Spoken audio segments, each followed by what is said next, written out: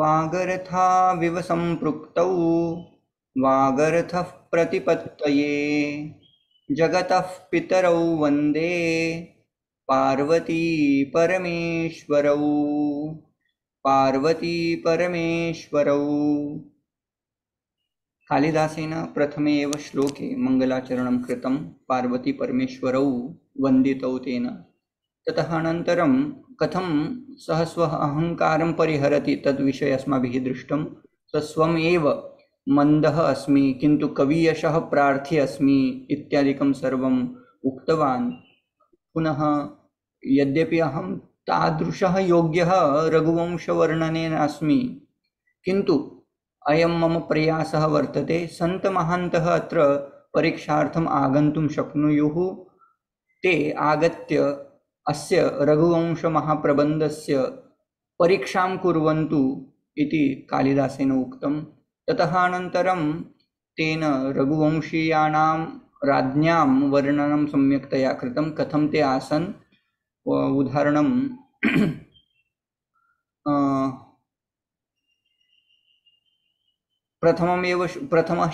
पञ्चमः श्लोकः एव तथा आसीत्। सोऽहम् आजन्मशुद्धानाम् इति आरभ्य रघूनाम् अन्वयं वक्ष्ये इति यावत् रघुवंशीयराज्ञां वर्णनं कालिदासेन कृतं। ततः अनन्तरं पुनः तं सन्तं श्रोतुमर्हन्ति, तं सन्तः श्रोतुमर्हन्ति, तं रघुवंशाख्यं प्रबन्धं सन्तः महान्तः सदसद्विवेकिनः श्रोतुमर्हन्ति इति उक्त्वा तैः आह्वानमपि सर्वेषां कवीनाम् अन्येषां विदुषाणाम् आह्वानं कालिदासेन कृतः। ततः मनुविषये कालिदासेन किञ्चित् उक्तं। सः मनुः माननीयः, मनीषिणां माननीयः राजा आसीत्, पूज्यः राजा आसीत्। So he has done Mangalacharanam. Thereafter he was explaining regarding himself that I am not capable but still I am trying. Then it started explaining Raghuvamshiya Rajnyam Varnanam, Ajanma Shuddhanam, Yathavidhi Hutagninam, etc. shlokas we have seen. Thereafter he said that all Vidwan shall look upon my Prabandha, my Raghuvamsha Kavya, to do sadasad viveka, dosha chintanam guna chintanam kartum ayam grantah द्रष्टव्यः इति प्रार्थना कृता। ततः अनन्तरं दिलीप तस्मिन् मनुवंशे अथवा रघुवंशे दिलीपः राजारूपेण सञ्जातः इति वर्णनम् अस्माभिः दृष्टं। कथम् एकवारं तस्य आवर्तनं कृत्वा अग्रे सरामः। Up to what we have seen, 12th श्लोक। ओके, सो मनुवर्णनम् अत्र अभूत्। वैवस्वतो मनोर्नाम माननीयो मनीषिणाम् आसीन् महा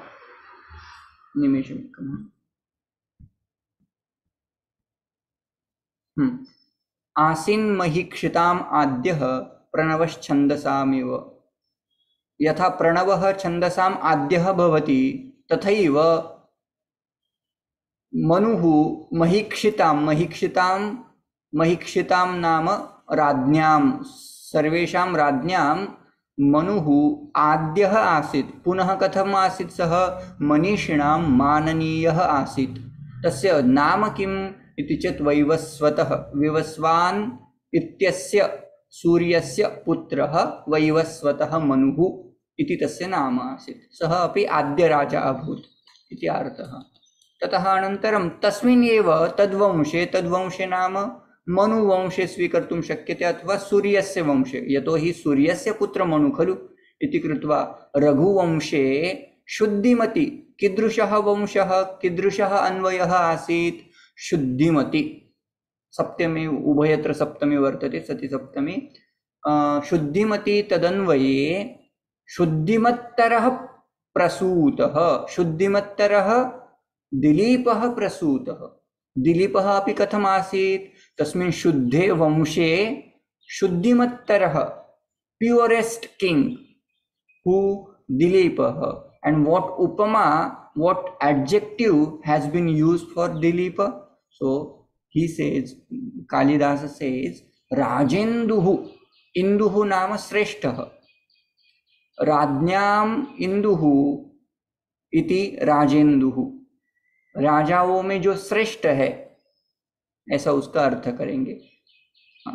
जातः प्रसूतः नाम जातः, कथम जातः, यथा क्षीरनिधौ क्षीरसमुद्रे इंदुः प्रभवः, इंदुः प्रसूतः, इंद्रः क्षम्यतां चंद्रः जातः, तथैव राज्ञां वंशे रघुवंशे दिलीपः शुद्धिमत्तरः दिलीपः संजातः इति अर्थः। अयं श्लोकः सरलः आसीत्, तस्य अर्थः अपि का मल्लिनाथस्य टीका अपि अस्माभिः दृष्टा। अधुना 13 श्लोके वयं गच्छामः। व्यूढोरस्कः इत्यादिभिः त्रिभिः श्लोकैः दिलीपं विशिनष्टि। अधुना 13, 14, 15 एतेषु श्लोकेषु दिलीपस्य सम्यक् वर्णनं कृतं, तस्य देहवर्णनं, तस्य राज्यकारभारं सः कथं पालयति स्म तस्य वर्णनम् इत्यादिकम् अत्र उपलभ्यते। शारीरिकदृष्टेन तस्य शारीरसौष्ठवं कथम् आसीत्, शरीरं कथम् आसीत्, तस्य विषये उच्यते। व्यूढोरस्को वृषस्कन्दः शालप्रांशुर्महाभुजः आत्मकर्मक्षमं देहं क्षात्रो धर्मैवाश्रितः। प्रथमं विशेषणमस्ति व्यूढोरस्कः। उरस्कः, उरस् इत्यस्य अर्थः भवति वक्षस्थलं, चेस्ट, ब्रॉड चेस्ट। व्यूढः नाम ब्रॉड, ब्रॉड चेस्ट। वृषस्कन्दः, स्कन्दः कीदृशः आसीत्, यथा वृषभस्य स्कन्दः भवति, तस्य उपरि जू इत्यादिकं संस्थाप्य ते कृषिकार्यम् इत्यादिकं वृषेण कारयन्ति खलु, तस्य स्कन्दः अतिशय बलवान् भवति। अस्य दिलीपस्य स्कन्दः अपि तादृशः वर्तते। कीदृशः, यथा वृषभस्य स्कन्दः तथैव दिलीपस्य स्कन्दः, नाम अतिशय बलवान् स्कन्दः, बलवन्तौ स्कन्धौ इति दिलीपस्य वृषस्कन्दः। पुनः सः उन्नतः आसीत् उत वामनः आसीत्, तद्विषये कालिदासः प्रतिपादयति। शालप्रांशुः, प्रांशुशब्दः पूर्वम् अस्माभिः दृष्टमेव, कुत्र स्मर्यते वा? प्रांशुलभ्ये फले उद्बाहुरिव वामनः। यथा किमपि फलं प्रांशु पुरुषेण प्रांशुना लभ्यते, किन्तु तत् फलं प्राप्तुं यदि वामनपुरुषः तत्र हस्तम् उन्नीय प्रयत्नं करोति चेत् हास्यास्पदं भवति उत न? कालिदासेन पूर्वमेव उक्तं, 3 श्लोके स्यात् कदाचित्। प्रांशुलभ्ये फले इति तस्य तृतीयं पादं वर्तते। उद्बाहुरिव वामनः इति कृत्वा सः श्लोकः। प्रांशुः नाम किम्? उन्नतः। कीदृशः उन्नतः आसीत् दिलीपः? उच्यते शालप्रांशुः। शाल इति वृक्षविशेषः, बहु उन्नतः वृक्षः भवति शालवृक्षः। तादृशः उन्नतः शालप्रांशुः, शालोन्नतः इति कर्तुं शक्यते। कः? दिलीपः। तृतीयं विशेषणम् अभूत्। चतुर्थं विशेषणं महाभुजः। महाभुजः, यस्य भुजः नाम यस्य आम मैसिव आसीत्, बहु दीर्घ, तस्य आजानबाहु इति उच्यते खलु, तादृशः अयं दिलीपः महाभुजः आसीत्। आत्मकर्मक्षमं देहं। देहं कीदृशम् आसीत्? आत्मकर्मक्षमं। यत् किमपि कर्म कारणीयं तत् कर्म कर्तुं क्षमं देहं स्यात्। यदि राजा वर्तते, सः दिलीपः राजा, राज्ञां यत् कर्म वर्तते तत् कर्तुं तस्य शरीरमपि तादृशं भवेत्। राज्ञां कर्म तु सरलं न भवति, सहजं न भवति, तस्य कृते तादृशः देहः अपि आवश्यकः। अस्य अपि राज्ञा दिलीपस्य अपि तादृश आत्मकर्म नाम क्षत्रियकर्म सदृशं कर्म कर्तुं, युद्धम् इत्यादिकं कर्तुं तस्य शरीरमपि तथैव आसीत्, शरीरसौष्ठवं तेन साधितम् आसीत्। इतोपि कथं तस्य धर्मः, सः धर्मः इव आश्रितः, क्षात्रः धर्मः इव आश्रितः, नाम सः स्वधर्मः क्षत्रियः राजा इति कृत्वा क्षत्रियधर्मस्य समीचीनं पालनं कर्तुं सः समर्थः आसीत्। तेन साक्षात् सः एवं पराक्रमी आसीत्, तेन साक्षात् धर्मः एव आश्रितः आसीत् इति कृत्वा तस्य वर्णनं कृतं। मल्लिनाथः अस्य विषये बहु साधु वदति, पश्यन्तु। व्यूढं नाम किं? ब्रॉड इत्यस्य अर्थः कथं लब्धः? विपुलः, यस्य चेस्ट विपुलः भवति, विपुलम् ऊरः वक्षस्थलम्, ऊरः वक्षस्थलं यस्य सः व्यूढोरस्कः इति अर्थः। ततः सूत्रम् इत्यादिकं तत्र व्यूढोरस्कः, उरस्कः, उरः इति वस्तुतः शब्दः। कः प्रत्ययः कुतः आगतः? उच्यते उरप्रभृतिभ्यः कप् इति सूत्रेण तत्र कफ् प्रत्ययः आगतः, कः इति भवति। अर्थः समानमेव, यथा शिक्षकः तथैव बालः बालकः, तथैव उरः उरकः उरस्कः इति। व्यूढम् इत्यस्य अपरः अर्थः भवति विपुलं, भद्रं, स्फारं, समं, वरिष्ठं च इति यादवः। समानार्थिनः शब्दाः अत्र सन्ति। तथैव अग्रे वृषस्कन्दः, वृषस्कन्दः इत्यस्य समस्तविग्रहः कथम्? उच्यते वृषस्य अथवा वृषभस्य स्कन्दः इव स्कन्दः यस्य स्कन्दः वृषभस्य स्कन्द इव भवति, सः वृषस्कन्दः इति बहुव्रीहि। शालप्रांशुः, शालः नाम किम्? उच्यते शालः वृक्षः, तद्वृक्षः इव प्रांशुः, प्रांशुः नाम उन्नतः, शालप्रांशुः। सरलं वर्तते सर्वं। शालः इति कश्चन वृक्षविशेषः, इट इज अ वृक्ष, it is a tree, and तस्य वृक्षस्य इव प्रांशुः, प्रांशुः उन्नतः, one who has nice height, that is called Pranshu, शाल प्रांशुः। आकार वृक्षयोः शालः शालसर्जतरुः स्मृतः इति यादवः।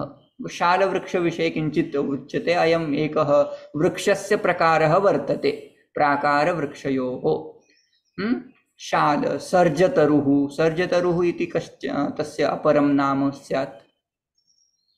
अस्तु, अग्रे शालप्रांशु महाभुजः, महाभुज इत्यस्य कृते उच्यते। तस्मात् प्राक् प्रांशु विषये उच्यते। प्रांशु इत्यस्य उच्चः, क्षम्यताम्, उच्च प्रांशुः उन्नत उदग्र विचृतास्तुङ्गे इति अमरकोशे प्रदीयते।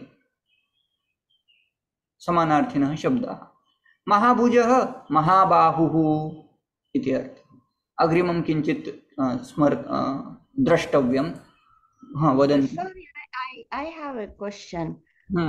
When you say इति यादवः, यादवः नाम किम्? शब्दकोशः तत्र वर्तते। यादव इति कृत्वा एकः ग्रन्थः, यथा अमरः, अमरकोशः वर्तते, तथा यादवीयकोश वर्तते, ततः रेफर कृतम्। जी, प्रष्टव्यम्। The same question, yeah, thank you. कोशः, कोशविशेषः वर्तते यादवः। अस्तु, महाभुजः अभूत्। अग्रिमं विशेषणमस्ति आत्मकर्मक्षमम् इति। अग्रिमं देहम्, आत्मकर्मक्षमं देहम्। आत्मकर्म नाम किं? स्वव्यापार अनुरूपं देहम् इति अर्थम्। आत्मकर्म नाम स्वव्यापार, स्वस्य स्वस्य अनुरूपं, वर्णानुरूपं, आश्रमानुरूपं व्यापारं। तद्व्यापारं कर्तुम् अपि देहम् आवश्यकं भवति। तादृशं देहं तस्य आसीत् इति अर्थः। देहम् आश्रितः प्राप्तः क्षात्रः धर्मः इव। क्षात्रः धर्मः इव नाम किं? क्षात्रः नाम क्षत्र संबंधी, क्षत्रिय संबंधी धर्म इव स्थितः सः उत्तमः क्षात्र धर्म विशेषज्ञः आसीत् इति अर्थः। तस्य किम् कः अर्थः उच्यते? मूर्तिमान् पराक्रम इव स्थितः। क्षात्र धर्म इव स्थितः नाम मूर्तिमान् पराक्रम इव स्थितः। यदि पराक्रमः द्रष्टव्य चेत्, यदि दिलीपं पश्यन्ति चेत् दर्शनं भवति पराक्रमस्य इति तस्य अभिप्रायः। यदि क्षात्र धर्मः ज्ञातव्यः, कथं ज्ञातव्यं? दिलीपं पश्यन्तु। यदि दिलीपं पश्यन्ति भवन्तः अवगच्छन्ति अयं साक्षात् क्षात्रधर्मी, क्षात्रधर्मपालकः अस्ति इति उत्प्रेक्ष्य अलङ्कारः अत्र कृतः इव शब्देन। अग्रिमम्। So here Murtiman is alankar, right? हाँ, अत्र मूर्तिमान शब्देन साक्षात् धर्मः, स साक्षात् पराक्रमी इति अर्थः। मूर्तिमान इत्यस्य साक्षात् तत्स्वरूपं, स्वरूपवान् इति अर्थः स्वीक्रियते। अस्तु, अग्रिमः श्लोकः अपि मेरु इत्यस्य उपमा दीयते। यथा मेरु पृथ्वीं क्रान्त्वा तिष्ठति तथैव अयं राजा दिलीपः अपि। कथं? सर्वातिरिक्तसारेण सर्वतेजोभिभाविना स्थितः सर्वोन्नतेनोर्विं क्रान्त्वा मेरुरिवात्मना। साधुश्लोकः पुनः उच्यते। यथा मेरुः उर्विं क्रान्त्वा स्थितः, यथा मेरुः, मेरुपर्वतः उर्विं क्रान्त्वा, आक्रान्त्वा स्थितः वर्तते, तथैव अयं दिलीपः मेरुः इव आत्मना सर्वोन्नतेन आत्मना सर्वातिरिक्तसारेण सर्वतेजोभिभाविना उर्विं क्रान्त्वा स्थितः। समानमेव उपमा प्रदीयते इति कृत्वा सर्वत्र उपमा अलङ्कारः अत्र कालिदासेन प्रयुज्यते। अन्वयं पश्यन्तु, तेन स्पष्टतां भवन्तः सम्पादयन्ति।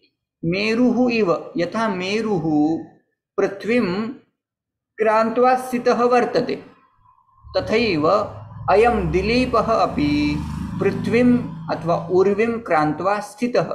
किन्तु कीदृशेन दिलीपेन उच्यते? सर्वोन्नतेन। मेरुः उन्नतः वर्तते, अयं दिलीपः अपि उन्नतः वर्तते। सर्वोन्नतेन, सर्वेषु पुरुषेषु अयं राजा उन्नतः आसीत्। तस्य हाइट समीचीनम् आसीत्। हाइट इत्यस्य अर्थः केवल शारीरिक हाइट इति न स्वीकर्तव्यम्। अत्र तस्य कीर्तिरूपेण अपि उन्नतः आसीत् इति कृत्वा स्वीकर्तुं शक्यते। पुनः कथं सः राजा आसीत्? सर्व अतिरिक्तसारेण अयं राजा दिलीपः सर्वेषु पुरुषेषु अतिरिक्तसारेण, सारेण बलेन अयम् अतिरिक्तः आसीत्। सारम् इत्यस्य बलम् इति अर्थं कर्तव्यः। सर्वेषु पुरुषेषु अधिकः बलवानः दिलीपः। बलवता दिलीपेन उर्विं क्रान्त्वा स्थितः इति अर्थः। इतोपि कथं सः? सर्वतेजोभिभाविना, अयं तेजस्वी राजा आसीत्। तेजस्विना अनेन सर्वेपि अभिभाविनः अभवन् नाम सर्वेषु अथवा सर्वेषाम् उपरि अयं तेजसा वृद्धिङ्गतः आसीत् इति अर्थः। पुनः तस्य अर्थम् अत्र पश्यामः। Like the mountain Meru, he stood occupying the whole earth with the frame that exceeded all in strength. All in strength, sarvati rikta sarena, that is the visheshanam.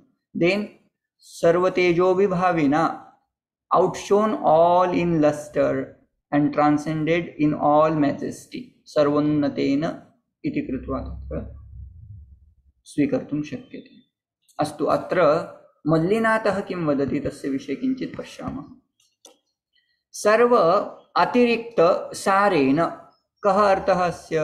सर्वेभ्यः भूतेभ्यः अधिक बलेन, पश्यन्तु अयम् अर्थः, अतिरिक्त सारेण अधिक बलेन स्थितः।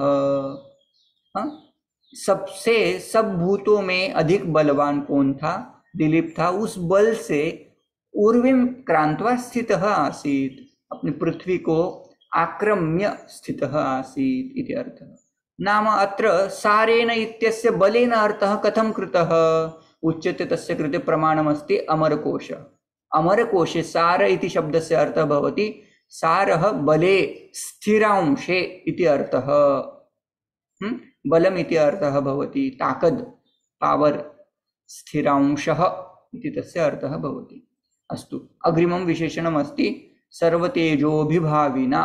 तस्य कः अर्थः उच्यते? सर्वाणि भूतानि तेजसा अभिभवति। अयं राजा सर्वाणि भूतानि तेजसा अभिभवति। अभिभव मतलब क्या, मैं एक बार बताता हूँ। जैसे कि सत्व, रजस, तम 3 गुण हैं। 3 गुण में जब सत्व बढ़ जाता है ना, वो बाकी 2 गुणों को उनका अभिभाव हो जाता है, बाकी 2 गुणों का, है ना। तो ये अभिभवति मतलब अधिक्येन भवति, उन्नतः भवति। अन्ये गुणाः तत्र किं भवन्ति? अभिभवन्ति, नीचे जाते हैं। तादृश अर्थ। हाँ जी, ये अभिभावी मतलब क्या? अभिभाव मतलब it exceeds, is that what it means? Is more than? हाँ। सर्वाणि भूतानि तेजसा, अयम राजा अभिभवति मतलब सबसे ऊपर जाता है, ऐसा अर्थ करेंगे। अपने खुद के तेज से, अपने खुद के तेजस्विता से ये राजा सब लोगों के ऊपर जाता है, ऐसा अर्थ। अग्रिमं विशेषणम् अस्ति सर्वोन्नतेन। सर्वोन्नतेन सर्वेभ्यः उन्नतेन, उन्नतेन शरीरेण आत्मना। आत्मना इत्यस्य अर्थः शरीरेण इति कुर्मः। सर्वोन्नतेन सर्वेभ्यः उन्नतेन आत्मना, आत्मना शरीरेण। अत्र आत्मा इत्यस्य शरीरम् इति अर्थः कथं कृतः? पुनः प्रमाणम् अस्ति विश्वकोशः। विश्वकोशे एवम् उच्यते आत्मा देहे धृतौ जीवे स्वभावे परमात्मनि। आत्मा इत्यस्य शब्दः कदाचित् देह इत्यपि भवति, कदाचित् धृति इति अपि भवति, कदाचित् जीवः इति अपि भवति, कदाचित् स्वभावः इति अपि भवति, कदाचित् परमात्मा इति अपि अर्थः भवति। अत्र कः अर्थः? अत्र देहम् इति अर्थं स्वीकृतम्। आत्मना शरीरेण उन्नतः। सर्वोन्नतेन आत्मना नाम किं? शरीरेण अयं राजा उन्नतः आसीत्। पूर्वमेव विशेषणम् उपयुक्तम् आसीत्, पुनः तद् विशेषणम् उपयुक्तम्। मेरुः इव ऊर्विं क्रान्त्वा स्थितः। क्रान्त्वा इति नूतनः शब्दः, तस्य कृते तैः लेबन्त प्रत्यय उपयुक्तः। आक्रम्य, बस उतना ही उन्होंने विशेषण यूज किया। अत्र अयं राजा कीदृशः इति चेत् मेरौ इव विशेषणानि तुल्यानि। इमानि सर्वाणि विशेषणानि मेरुपर्वतस्य अपि शोभन्ते। मेरुपर्वत भी सर्वातिरिक्त सारेण सर्वतेजोभिभाविना सर्वोन्नतेन इति सर्वाणि अपि विशेषणानि मेरुपर्वतस्य कृते उपयोक्तुं शक्यानि। सः तादृशः मेरुपर्वतः ऊर्वीं क्रान्त्वा स्थितः। अस्तु। अष्टाभिश्च सुरेन्द्राणां मात्राभिश्च निर्मितः नृपः तस्मात् अभिभवति एषः सर्वभूतानि तेजसा। अधुना अयं श्लोकः तु कालिदासेन लिखितः, किन्तु अस्य आइडिया कुतः आनीता उच्यते? तत्र मनुवचनम् अस्ति। मनुवचनं किं? यदि कश्चन राजा भवति तस्य राजनि तस्मिन् राजनि एते अंशाः भवन्ति, अष्टदिक्पालाः भवन्ति खलु। प्रत्येकेन एकैकम् अंशं राजा राज्ञे प्रदीयते, राजा के लिए देते हैं वो। एक एक अंश, हर एक का अंश राजा में होता है अष्टदिक्पालों का। तो अष्टाभिः सुरेन्द्राणां मात्राभिः निर्मितः नृपः। तो जो सुरेंद्र होते हैं, देवलोक होते हैं, उनके मात्राओं से राजा की निर्मिति होती है। इसलिए वो राजा अभिभवति सर्वभूतानि, अपने तेज से सब लोगों के ऊपर राज्य करता है। अभिभवति मतलब सबके ऊपर राज्य करता है। इति मनुवचनात् राज्ञः सर्वतेजोभिभावित्वं ज्ञेयम्। वाह, मनु प्रमाणम् अत्र दत्तम्। सर्वतेजोभिभाविना इति किमर्थम् उक्तम्? यतो हि राज्ञाम् एव तत्तेजं वर्तते, अन्येषु पुरुषेषु तादृशं तेजः न भवति। यतो हि राजनी अन्यैः अष्ट दिक्पालैः तत्तेजं प्रदीयते। जब राज्याभिषेक करते हैं तब जाकर के उस राजा में वो अंश सिक्त करते हैं, ऐसा बोला जाता है। ठीक है, आगे। हाँ, अस्माकं कृते अपि ईदृशम् आवश्यकम् अयं श्लोकः। आकारसदृशः प्रज्ञः प्रज्ञया सदृशागमः आगमैः सदृशारम्भः आरम्भसदृशोदयः। समीचीनः श्लोकः। आकारसदृशः प्रज्ञः। गतश्लोके कीदृशः राजा आसीत्? उन्नतः राजा आसीत्, व्यूढोरस्कः वृषस्कन्दः इति सर्वं प्रतिपादितं। नाम तस्य शरीरसौष्ठवं बहु साधु वर्तते। सः स्थूलः, सः शक्तिमान् वर्तते, सिक्स् पैक् इत्यादिकं सर्वं वर्तते, किन्तु प्रज्ञा अस्ति वा न वा, बुद्धिः अस्ति वा न वा? उच्यते अस्ति। आकारसदृशः प्रज्ञः, यथा तस्य आकारः, आकारेण सदृशः एव तस्य प्रज्ञा। नहीं तो शरीर तो बहुत बड़ा है और बुद्धि इतनु सी है। जितना शरीर उतनी ही उसकी बुद्धि। आकार सदृशः प्रज्ञः। अस्तु, प्रज्ञा अस्ति, बुद्धिः अस्ति, अभ्यासं करोति वा, शास्त्राध्ययनं करोति वा? प्रज्ञया सदृशागमः। आगमः शास्त्राध्ययनं नाम आगमः इति उच्यते। यथा तस्य प्रज्ञा तदृशः एव तस्य अध्ययनं तेन क्रियते। प्रज्ञया सदृशागमः।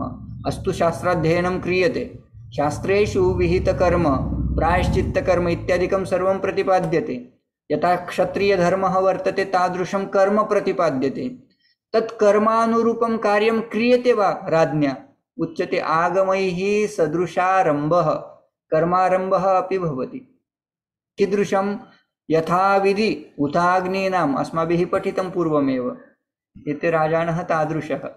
यथा शास्त्रं प्रतिपादयति, शास्त्र म्हणेल ते सांडावे, ते राज्यहि तृणमानावे, ज्ञानेश्वर महाराजः वदति। तस्मात् शास्त्रं प्रमाणं ते कार्याकार्य व्यवस्थितौ ज्ञात्वा शास्त्रविधानोक्तं कर्म कर्तुम् इहार्हसि इह अर्हसि इति भगवान् वदति। अयमपि राजा यथा शास्त्रं वदति तथैव सर्वं कार्यारम्भं करोति। अस्तु, कार्यारम्भः तु करोति, किन्तु कियत् दूरं कार्यं नयति? उच्यते आरम्भसदृशोदयः। यावत् फलोदयः न भवति, यावत् फलसिद्धिः न भवति, तावत् कार्यारम्भः नाम कार्यं करोति, कार्यं करोति, कार्यं निर्वहति। साधु श्लोकः, बहु साधु, मह्यं बहु रोचते अयं श्लोकः। हाँ पश्यतु यथा तस्य बॉडी यथा तस्य शरीरं देहः तादृशम् एव तस्य इंटेलेक्ट बुद्धिः his knowledge with his intelligent his undertaking with his knowledge and success with undertakings. Okay, so सरलः श्लोकः मल्लिनाथः किं वदति पश्यामः। आकारेण नाम मूर्त्या सदृशी प्रज्ञा यस्य सः आकार सदृशा प्रज्ञः। सरलं वर्तते, बहु सरलं। प्रज्ञया सदृशागमः नाम किं? प्रज्ञा अनुरूपं शास्त्र परिश्रमः। आगमः नाम किं? शास्त्र परिश्रमः। शास्त्रेषु परिश्रमं कुर्वन्ति स्म। अस्य कृते एकं पूर्वमेव एकं वचनम् उक्तं, शैशवे अभ्यस्त विद्यानां। सः श्लोकः आसीत् खलु, अष्टमः श्लोकः आसीत्, पश्यन्तु। शैशवेऽभ्यस्त विद्यानां विषये यौवने विषयैषिणां योगेनान्ते तनुत्यजाम् वार्धक्ये मुनिवृत्तीनां योगेनान्ते तनुत्यजाम् इति श्लोकः आसीत्। तादृशमेव शैशवे अभ्यस्त विद्यानां, शैशवकाले तैः सम्यक् शास्त्रपरिश्रमः कृतः। अस्तु, आगमैः सदृशारम्भः इति उच्यते। आगमैः नाम किम्? आगमैः सदृशः आरम्भः कर्म यस्य सः सदृशारम्भः, आगम सदृशारम्भः इति अर्थः। तथोक्तः।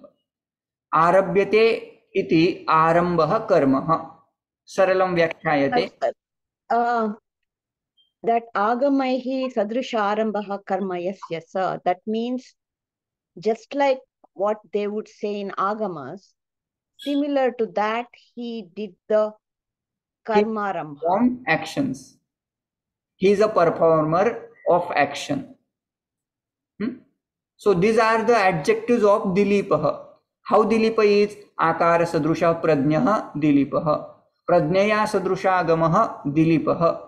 Agama sadrusha agamah arambah Dilipah iti. आरंभा सदृशोदयः दिलीपः।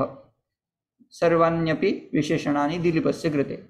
अन्तिमं विशेषणम् अस्ति आरंभा सदृशोदयः। नाम किं? यथा कर्म क्रियते, यथा कर्म अस्ति तथैव फलमपि लभते खलु।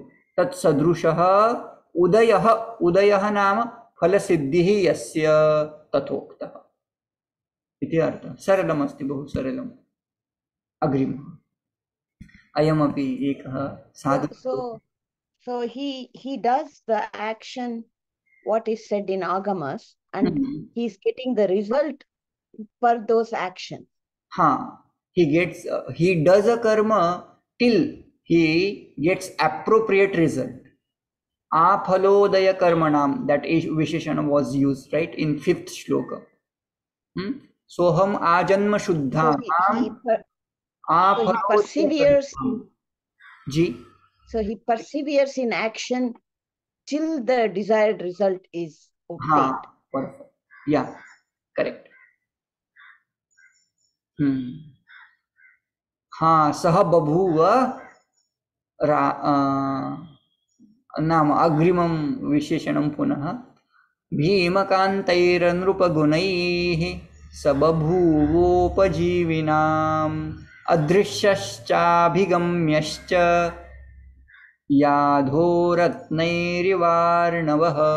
याधोरत्नैः वा यादोरत्नैः द्रष्टव्यम्, अहं दृष्ट्वा वदिष्यामि।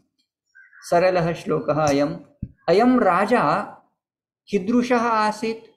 उच्यते भीम। भीम नाम भयंकर। पुनः कांत। कांत नाम प्रियगुणः।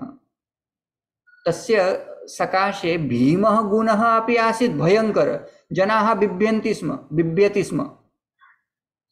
पुनः जनाः तस्य समीपे अपि गच्छन्ति स्म। कस्मात्?